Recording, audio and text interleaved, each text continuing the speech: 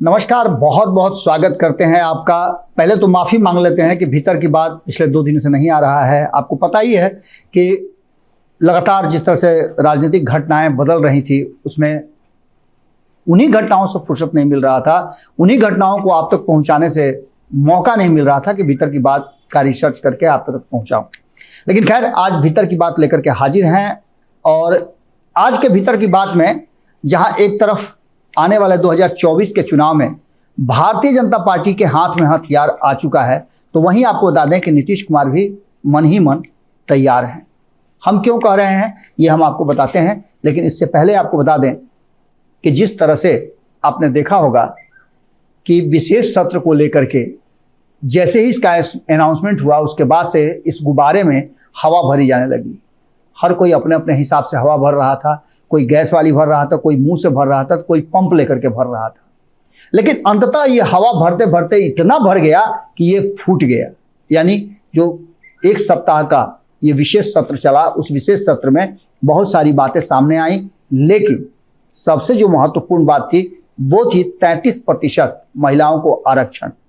और इसके लिए ये विशेष सत्र बुलाई गई थी, जबकि इसके कयास कई लगाए जा रहे थे। कहा यह जा रहा था कि ये हो जाएगा, वो हो जाएगा, इस तरह से होगा, उस तरह से होगा। लेकिन भारतीय जनता पार्टी और खास करके केंद्र की सरकार, जिसके मुखिया नरेंद्र मोदी है, उन्होंने एक पासा फेंका और वो बिल्कुल सही जगह पर बैठा। पूर्ण बहुमत से इक्का दुक्का को छोड़ दिया जाए तो ये बिल पास हो गया। और इस बिल में ऐसा कुछ भी नहीं था कि कोई विरोध करे। आप जानते हैं कि जब आग धधक जाती है तो कोई भी उसमें हाथ जलाना नहीं चाहता है। ये ऐसा ही आग था जिसको बहुत दिनों से सुलगाया जा रहा था। अंततः भारतीय जनता पार्टी ने इसे अपने हाथ में लिया। 27 वर्षों के संघर्ष और विभिन्न तरह की रणनीति, योजना, उठा पटक, इन सब के बाद 27 वर्षों के बाद इस बिल को जगह मिली और दोनों ही सदनों ने पास किया।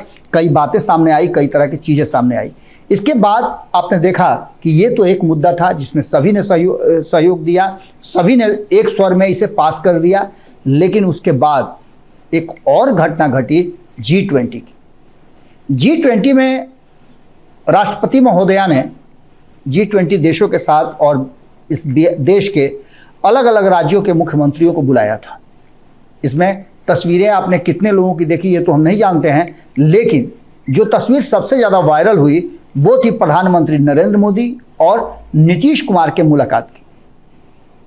इस मुलाकात ने जो कुछ भी दिखाया, जो कुछ भी किया, वो पिछले सारे घटनाओं को याद दिला रहा था। उसकी चर्चा हम नहीं करेंगे कि इससे पहले नीतीश कुमार ने जब प्रधानमंत्री नरेंद्र मोदी के साथ उनका तस्वीर आया तो उन्होंने किस तरह से रिएक्ट किया था, उसके कारण क्या हुए, परिणाम क्या निकले। लेकिन खैर, इस तस्वीर में बहुत सारी बातें कर दी। एक तरफ ये किया कि नीतीश कुमार एक बार फिर से नरेंद्र मोदी के फैसलों के साथ खड़े नजर आए, तो वहीं दूसरी तरफ 1 नेशन 1 इलेक्शन की जो चर्चा चल रही थी, ये भी चर्चा अब अपने अंतिम पड़ाव पर आकर के रुक गई है। इसके लिए जो कमेटी बनाई गई थी, इस कमेटी से कांग्रेस ने अपने आप को अलग रखा था। हालांकि कांग्रेस तो G20 को लेकर के भी काफ़ी नाराज थी, लेकिन 1 नेशन 1 इलेक्शन को लेकर के जितना ज़्यादा भारतीय जनता पार्टी रणनीति बना रही थी, उसमें नीतीश कुमार की सहभागिता बड़ी थी। नीतीश कुमार भीतर ही भीतर ये बात कई बार रिपीट कर चुके थे कि चुनाव वक्त से पहले हो सकते हैं। नीतीश कुमार भारतीय जनता पार्टी के साथ रहें न रहें, महागठबंधन के साथ रहें न रहें, लेकिन नीतियों का, योजनाओं का नीतीश कुमार बड़ा खुले मन से जब समर्थन करते हैं तो समर्थन करते हैं। ये नहीं सोचते हैं कि कौन क्या कह रहा है। आपको याद होगा कि जब महागठबंधन में हुआ करते 2015 से 2017 तक, तब भी उन्होंने नरेंद्र मोदी के कई ऐसे रणनीतियाँ, कई ऐसी योजनाएं हैं जिसका खुल करके समर्थन किया था। तो वहीं एनडीए में रहते हुए जातीय जनगणना को लेकर के नरेंद्र मोदी के दरवाजे पर ठकठकाया था सारे विपक्ष को लेकर के। नीतीश कुमार की राजनीति का यह विशेषाधिकार रहा है और नीतीश कुमार किसी भाया मीडिया के मोहताज नहीं होते हैं। वो सीधे कोई बात करना हो तो कर लेते हैं। नीतीश कुमार अब इस देश की राजनीति के एक स्तंभ हो गए हैं, इससे इनकार आप नहीं कर सकते हैं। आप उन पर जितने भी आरोप लगा लें, उनके काम करने की शैली आपको पसंद नहीं हो, उनसे आप राजनीतिक विरोध रखते हो, लेकिन इसके बावजूद भी पिछले 18 सालों से नीतीश कुमार बिहार के मुख्यमंत्री हैं, ये बात कम नहीं है। अब जबकि एक बार फिर से 2024 के चुनाव में क्या होगा, इन चर्चाओं की शुरुआत हो गई है, इस पर बातें होने लगी हैं, तो कुछ ऐसी बातें सामने आ गई हैं जिसको लेकर के आप तक पहुंचना जरूरी था। आपको पता है कि देश में अलग अलग राज्यों में अलग अलग समय पर चुनाव होते हैं, कभी किसी राज्य में कभी किसी राज्य में, और ये प्रक्रिया गड़बड़ाई है आज़ादी के कुछ वर्षों के बाद।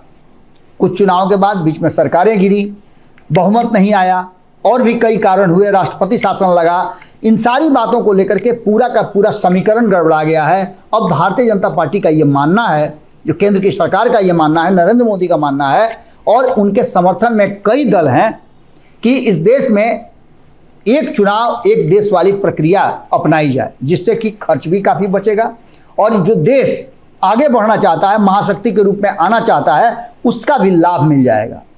इस बात को लेकर के केंद्र की सरकार ने एक रणनीति बनाई और इसके लिए एक कमेटी का गठन किया गया।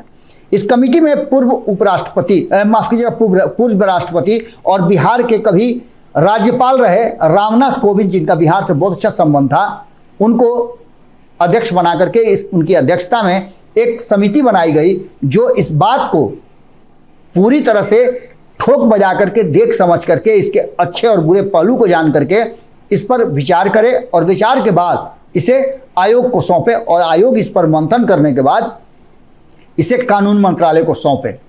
ये प्रक्रिया अब अपने अंतिम दौर में है। आपको याद होगा कि रामनाथ कोविंद जब पटना आए थे हाल फिलहाल में ही, तो नीतीश कुमार सीधे उनसे मिलने राज्यपाल भवन चले गए थे। मुलाकात हुई, मुलाकात में बहुत सारी बातें हुई और नीतीश कुमार भी इस प्रक्रिया के विरोधी नहीं हैं। हालांकि इशारों में ही उन्होंने कई बार कह दिया है कि वक्त से पहले चुनाव हो सकते हैं। अब ये रिपोर्ट जो है अपने अंतिम रूप में पहुंच गई है। सुझाव के लिए सभी राजनीतिक दलों को इसके लिए बुलाया गया था, आमंत्रित किया गया था और राष्ट्रीय हित और धन खर्च को देखते हुए इसे देश में एक साथ लोकसभा, विधानसभा और पंचायत के साथ साथ नगर पालिका के भी चुनाव कराने की प्रक्रिया के तहत इस रणनीति को अपनाई गई थी। अब चुनाव कराने की इस प्रक्रिया में जिन लोगों को समिति का हिस्सा बनाया गया था, उसमें रामनाथ कोविंद जो पूर्व राष्ट्रपति हैं, इसके साथ साथ अमित शाह इसमें शामिल थे, गृह मंत्री, अर्जुन राम मेघवाल कानून मंत्री, गुलाम नबी आज़ाद। इस समिति में उनके अलावे अमित शाह, अर्जुन राम मेघवाल, गुलाम नबी आज़ाद, एनके सिंह, सुभाष कश्यप, संजय कोठारी भी शामिल थे और इसमें कांग्रेस को भी आमंत्रित किया गया था, लेकिन कांग्रेस ने इस पूरे मामले से अपने आप को अलग कर लिया था। इसको लेकर के बहुत सारी बातें भी चली थी और जहां एक तरफ INDIA गठबंधन में रहते हुए नीतीश कुमार ने इस पूरे मामले पर अपनी प्रतिक्रिया दी है। आपको बता दें कि इन सारी बातों को लेकर के अब ये संभावनाएं बढ़ गई हैं कि अगले साल इसे लागू करने की जो तैयारी चल रही है वो अपने अंतिम रूप में पहुंच गई है।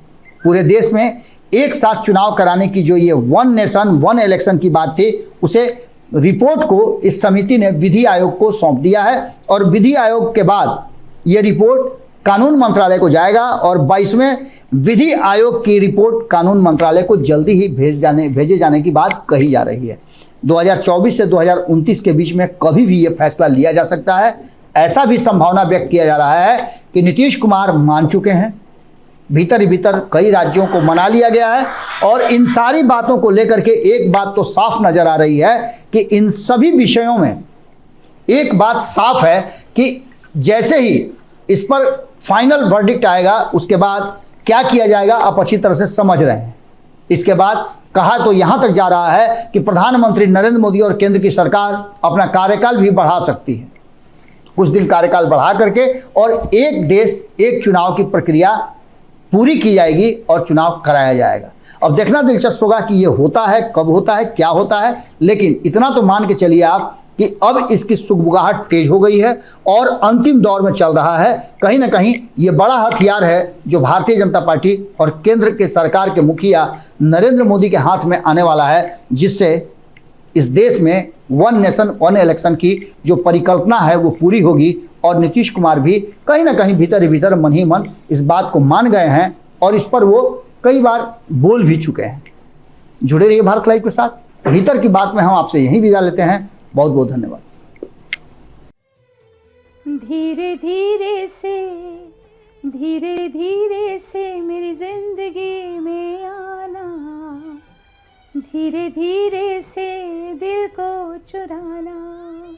नमस्कार, मैं अनुराधा पौडवाल 26 नवंबर को पैनोरामा स्टार सीजन 6 के कार्यक्रम में पूर्णिया बिहार आ रही हूँ। मुझे पैनोरामा ग्रुप के निर्देशक संजीव मिश्रा जी ने बुलाया है, तो हम सब मिलते हैं पैनोरामा ई होम्स में शाम 7 बजे। नमस्कार। अगर ये वीडियो पसंद आई और वह बिहार के राजनीति और बिहारियत से सरोकार रखेनी तो सब्सक्राइब बटन दबा के चैनल के सब्सक्राइब कर ली। ओजे एगो घंटी बा, ओकरा बटन दबा देला से कुल सटीक और मारक खबर रुआ मुफ्त में मिल जाई। अगर रुआ पत्रकारिता के हमनी के नया प्रयोग में सहयोग कर चाहतानी तो ज्वाइन बटन दबा दी। पेटीएम नंबर नोट कर ली 9386816700। धन्यवाद।